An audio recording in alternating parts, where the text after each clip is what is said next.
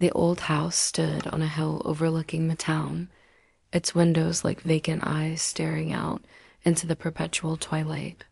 Locals whispered tales of its former occupant, a reclusive clockmaker named Elias Thorne, who was said to have crafted timepieces that didn't just tell time but bent it.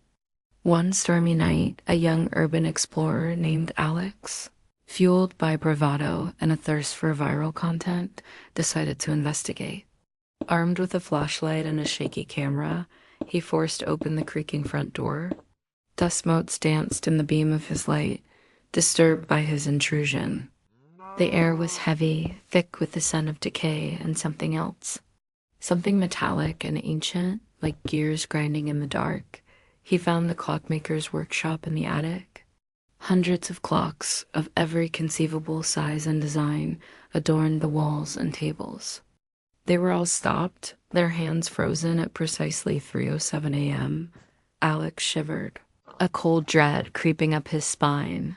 He noticed a large, ornate grandfather clock in the center of the room, its dark wood intricately carved with grotesque faces. Unlike the others, its pendulum swung with a slow, deliberate rhythm, emitting a faint, almost imperceptible tick-dot as he approached. The temperature in the room plummeted. His breath plumed in the frigid air. The faces carved into the clock seemed to twist, their wooden eyes following him. He reached out to touch the cold brass pendulum, and as his fingers brushed against it, the clock chimed. Not a gentle, melodic chime, but a deep, resonant gong that vibrated through his very bones.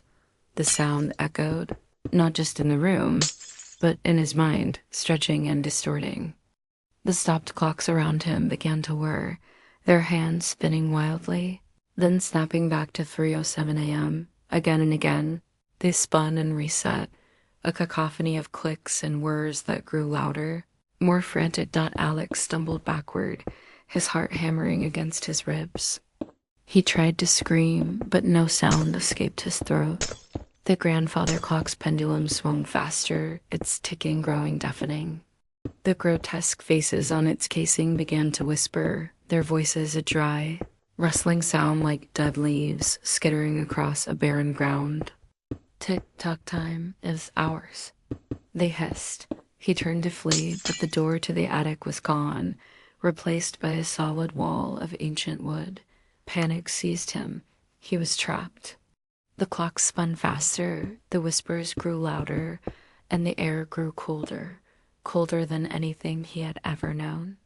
His camera fell from his trembling hand, its light flickering and dying.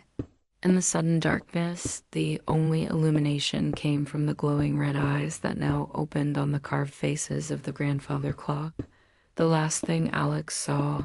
Before the darkness consumed him entirely was the minute hand of the grandfather clock slowly, agonizingly click into place.